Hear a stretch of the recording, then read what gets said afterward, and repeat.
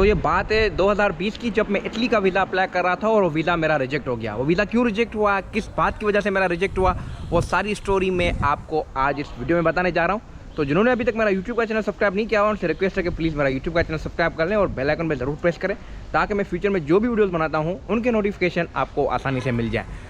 तो काफ़ी दोस्त, काफ़ी व्यूवर्स मुझसे पूछ रहे थे कि अगर हमें चाइना से किसी और कंट्री का वीज़ा अप्लाई करना है तो क्या हम कर सकते हैं, क्या जो उनकी रिक्वायरमेंट्स हैं वो क्या हैं, कैसे कर सकते हैं, प्रोसीजर के बारे में हमें बताएं। तो मैं ओवरऑल आपको अपना एक्सपीरियंस जो है वो बताऊंगा। मैंने यहाँ से 2-3 वीज़ा अप्लाई किए थे, तो जो भी मेरा एक्सपीरियंस है वो मैं आज आपके साथ इस वीडियो में शेयर करने वाला हूँ।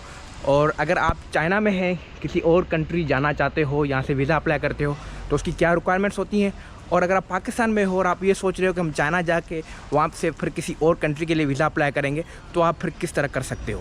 तो सबसे पहले 2019 में मैंने जो वीज़ा अप्लाई किया था चाइना से, वो मलेशियन वीज़ा था जो कि ऑनलाइन अप्लाई होता है। चूँकि मैं पाकिस्तान जा रहा था तो हमें ये लाजमी था कि हम जब मलेशिया के थ्रू जाते हैं तो हमें ट्रांजिट वीज़ा लेना था। तो जब मैंने फ़र्स्ट टाइम अप्लाई किया वीज़ा तो मेरा वो वीज़ा रिजेक्ट हो गया। वो मैंने एक माइनर सी मिस्टेक की थी, क्योंकि उस टाइम पे हम सीख रहे थे ये चीज़ें, तो काफ़ी चीज़ें हम जो है ना गलतियाँ कर लेते थे उस टाइम पे। तो जो तस्वीर जो थी मेरी, जो पासपोर्ट साइज़ जो पिक्चर होती है, उसमें कोई मसला था, इस वजह से मेरा जो वीज़ा था वो रिजेक्ट हो गया।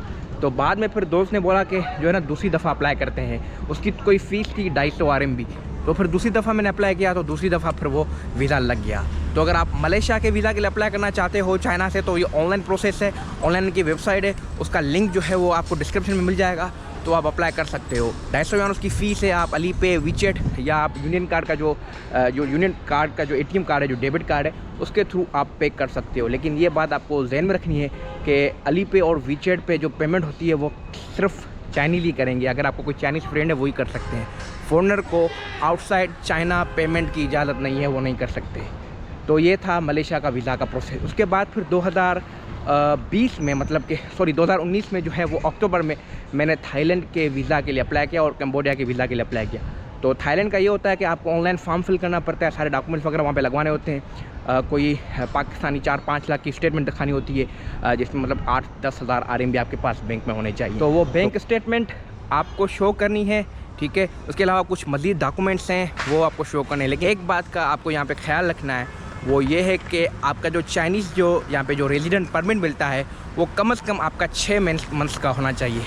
3 मंथ्स का वो कर लेते हैं कंसीडर कभी कभी, लेकिन रिकमेंडेशन ये है कि आपके पास 6 मंथ्स का होना चाहिए।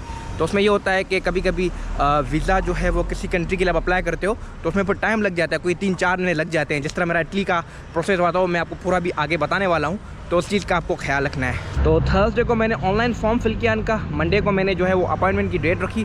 वहाँ पे सारे डॉक्यूमेंट्स जो हैं आप ऑनलाइन जो सबमिट करते हो वो आपको फिर जाके वहाँ पे जमा करवाने होते हैं अपने ओरिजिनल पासपोर्ट के साथ। तो मैंने जो है वो मंडे की डेट सेलेक्ट की। मंडे को मैं गया वहाँ पे सुबह को 8-8:30 बजे। तो वहाँ पे जाके मैंने अपना पासपोर्ट जो रिक्वायर्ड डॉक्यूमेंट्स थे वो जमा करवाए हैं, और वेडनेसडे को मुझे जो है वो पासपोर्ट रिटर्न हुआ है। वेडनेसडे को आफ्टरनून में जो है ना उन्होंने पासपोर्ट दिया है, उसमें मेरा वीज़ा लगा हुआ था। और यहाँ पे जो है ना वो मज़े की बात वो ये है कि कंबोडिया का वीज़ा जो है ना वो बहुत ही ईजी से मिल जाता है, ठीक है। तो मैं वैसे गया थाईलैंड के वीज़ा के लिए था, लेकिन तो जैसे ही मैं कॉन्सुलेट के बाहर पहुँचा तो कॉन्सुलेट अभी बंद था, क्योंकि मैं जल्दी पहुँच गया था। तो तकरीबन कोई 15-20 मिनट थे। मैंने बोला 15-20 मिनट में कहाँ जाऊँ, तो मुझे ख्याल आया क्यों ना कंबोडिया के वीज़ा के लिए अप्लाई किया जाए और एक ही चक्कर में जो है ना 2 कंट्रीज़ घूम के आए। तो फिर मैं सर्च किया कंबोडिया की जो कॉन्सुलेट, वहाँ पे सर्च की मैंने, तो वो मुझे लोकेशन में दिखा रहा था कोई 5-6 किलोमीटर दूर। मैंने टैक्सी बुक कराई, मैं उधर चला गया। तो उधर गया हूँ तो उन्होंने बोला कि हम आपको वीज़ा दे देंगे, कोई मसला नहीं है। तो उन्होंने कुछ सवाल पूछे हैं कि क्यों जा रहे हो, किसके पास जा रहे हो, कब जा रहे हो। तो मैंने उनको बताया कि मेरे फ्रेंड्स हैं वहाँ पे, उन्होंने मुझे इनवाइट किया कि आप आ जाओ। तो मेरी चूँकि जनवरी में जो है वो विंटर हॉलीडेज़ है तो मैं जाना चाहता हूँ। तो उन्होंने बोला ठीक है। मैंने बोला कि कब तक मुझे पासपोर्ट आप रिटर्न करोगे। उन्होंने बोला कि 5 मिनट में हम आपको वीज़ा देंगे। मैं परेशान हो गया, यार 5 मिनट में, अच्छा पाकिस्तान की इतनी इज़्ज़त है कहीं पे कि 5 मिनट में आपको वीज़ा मिल रहा है पाकिस्तानी पासपोर्ट पे। तो उन्होंने बोला कि हाँ। तो वो अंदर गई है, स्टिकर लेके आई है, ठीक है। उसने स्टिकर पासपोर्ट पे चिपका है, मेरा नाम वगैरह लिखा है पेन से। उसने पैसे लिए हैं मुझसे, तकरीबन कोई 350 yuan उसकी फ़ीस थी। तो वीज़ा मेरा लग गया है। तो वो वीज़ा लेके फिर मैं गया हूँ थाईलैंड की एम्बेसी में, उधर थाईलैंड के कॉन्सुलेट में। तो वहाँ पे जाके फिर मैंने अपना पासपोर्ट जमा कराया और वेडनेसडे को मुझे वीज़ा रिसीव हुआ। तो ये है सीन थाईलैंड और कंबोडिया के वीज़ा के।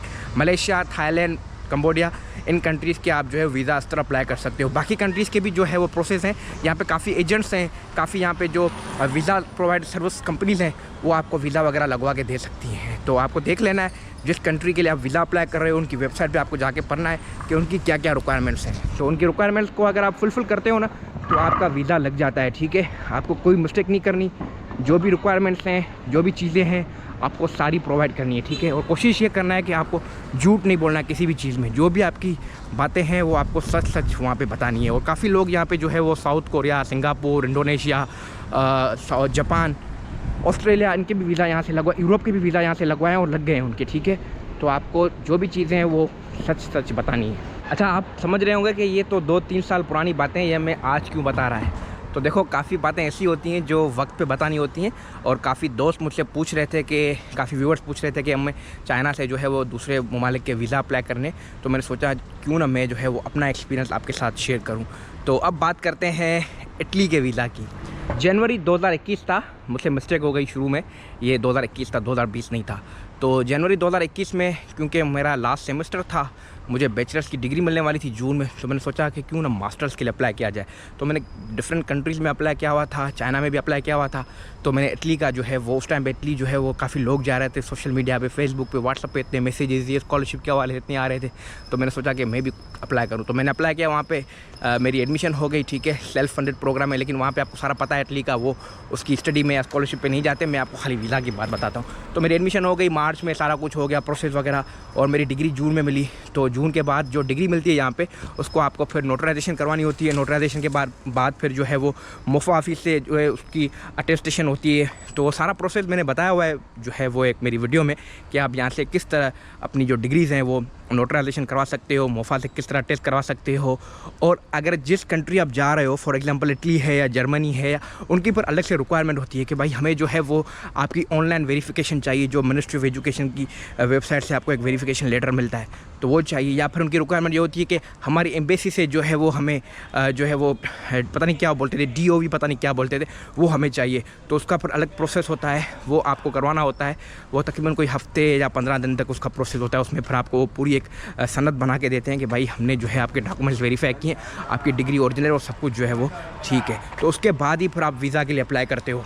तो मैंने वीज़ा के लिए अप्लाई किया, कोई मेरे ख्याल से अक्टूबर का मंथ था, मतलब यही दिन थे, ठीक है, छुट्टियों के बाद, जो भी नेशनल डे की छुट्टियां चल रही थी ना, उसके बाद मैंने जो है वो अप्लाई किया था 2021 में, मतलब 2 साल हो गए हैं। तो मेरे सारे जो डॉक्यूमेंट्स थे, सारी जो चीज़ें थी वो पूरी थी, कोई भी उसमें गलती नहीं थी। एक चीज़ की जो मुझसे गलती हुई थी, और वो मैंने उस टाइम पे भी रियलाइज़ की थी, लेकिन मैंने बोला यार अभी मेरे पास कोई दूसरा ऑप्शन नहीं था, क्योंकि उनको जो बैंक स्टेटमेंट चाहिए था वो फैमिली का चाहिए था, और फैमिली मेरी थी पाकिस्तान में।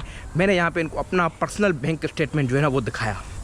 तो बाकी फिर उन्होंने मुझसे मांगा जो है ना वीज़ा के प्रोसेस के दौरान, जब मैंने यहाँ पे वीज़ा फ़ाइल किया, तो बीच में फिर उन्होंने मुझे बोला कि आपको जो है वो इंग्लिश सर्टिफिकेट देना है आपकी यूनिवर्सिटी का, कि आया आपने जो है वो इंग्लिश टॉट में पढ़ा है। तो मैंने वो लेटर भी उनको दे दिया। एक और भी चीज़ मांगी थी, मैंने उनको वो दे दी।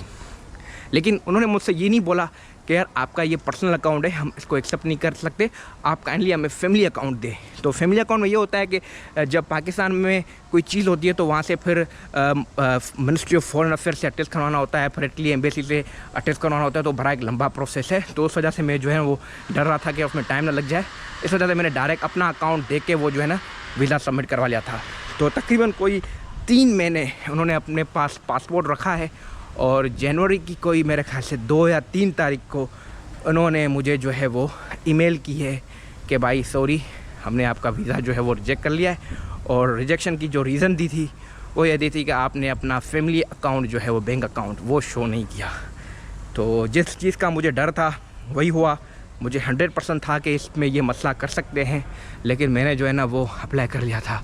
लेकिन दूसरी बात फिर ये भी थी कि बाद में मेरी यहाँ पे मास्टर्स में एडमिशन हो गई थी, ऑलरेडी हो चुकी थी, लेकिन फिर मेरा दिल भी नहीं था। मैंने बोला अभी एडमिशन होगा, वहाँ पे जाके फिर टेलरिंग सीखनी पड़ेगी, वहाँ पे माहौल में एडजस्ट होना पड़ेगा, और यहाँ पे हम ऑलरेडी चाइनीज़ सीख गए थे और यहाँ पे हम एडजस्ट हो गए थे। इस वजह से फिर मेरा भी मूड नहीं था। बस ये कि मुझे उन्होंने पासपोर्ट वापस भेज दिया। तो ये है मेरा एक्सपीरियंस इटली के वीज़ा का, मतलब यूरोपियन जो EU वीज़ा होता है, ठीक है, शेंजन वीज़ा जिसको बोलते हैं, ये उसका मेरा एक्सपीरियंस है। शायद वो मैं गलती नहीं करता बैंक स्टेटमेंट की, तो मेरा वीज़ा लग जाता। आज कुछ और हालात होते और आज कुछ और जो है वो जगह पे मैं होता। तो बहरहाल जो भी हुआ अच्छे के लिए हुआ। मैं अपनी गलतियों से सीखता हूँ, ठीक है, गलतियाँ करके मैं सीखता हूँ। और आज तक तकरीबन कोई मेरे 3 ममालिक के वीज़ा रिजेक्ट हुए हैं, ठीक है। तो ये वीज़ा लगना ना लगना ये किस्मत की बात होती है, आपका नसीब भी होता है। जहाँ पे आपकी रोज़ी लिखी होती है, जहाँ पे आपका रिज़्क़ लिखा होता है, वहाँ पे आपको जो है वो जाना होता है, वहाँ पे आप जाते हो। तो अगर आप किसी कंट्री के लिए वीज़ा अप्लाई कर रहे हो और अगर आपको कोई मसला आ रहा है, आपको कोई परेशानी आ रही है, तो आप उनकी वेबसाइट विज़िट करके आप जो है वो वहाँ से इन्फॉर्मेशन ले सकते हो। और अगर आप चाइना में हो तो आप उनकी जो एम्बेसीज़ हैं या कौंसलेट हैं, तो उनको डायरेक्ट कॉल करके आप उनसे मज़ीद इन्फॉर्मेशन ले सकते हो। और यहाँ पे ये होता है कि VFS ग्लोबल जो है वो काफ़ी कंट्रीज़ की वीज़ा की सर्विसेज देती है। तो आप डायरेक्ट VFS ग्लोबल वालों को कॉल कर लें, उनसे आप कन्फर्मेशन कर लें कि भाई हमें ये मसला है, ये चीज़ का हम कैसे करें या ये, तो आप उनसे पूछ सकते हो। मुझे भी इटली के वीज़ा के लिए काफ़ी चीज़ें चाहिए होती थी, क्योंकि यहाँ से मुझे ऐसा कोई बंदा नहीं मिला था उस टाइम पर कि जिसने चाइना से वीज़ा अप्लाई किया हो। क्योंकि बंदे होते हैं काफ़ी, लेकिन आपके कॉन्टेक्ट में नहीं होते, आपके सर्कल में नहीं होते, तो फिर रब्ता नहीं हो पाता। तो उस वजह से फिर मैंने जो है वो उनसे कॉल करके मैं पूछता था। तकरीबन कोई मैंने 4-5 दफ़ा उनको कॉल्स की थी, उसके बाद ही जाके मुझे ये सारी चीज़ें समझ में आई थी। तो मुझे उम्मीद है कि आज की वीडियो आपके लिए काफ़ी इन्फॉर्मेटिव रही होगी और आपके जो है वो माइंड में जो भी चीज़ें हैं यहाँ से वीज़ा अप्लाई करने के, चाइना से किसी भी कंट्री के, US से, कनाडा के भी यहाँ से हमारे दोस्तों ने वीज़ा लगवाए हैं, ठीक है। तो आप भी फिर अप्लाई कर सकते हो, कोई मसला नहीं है। तो मिलते हैं फिर अगली वीडियो में, तब तक अपना ख्याल रखिएगा। अल्लाह हाफ़िज़।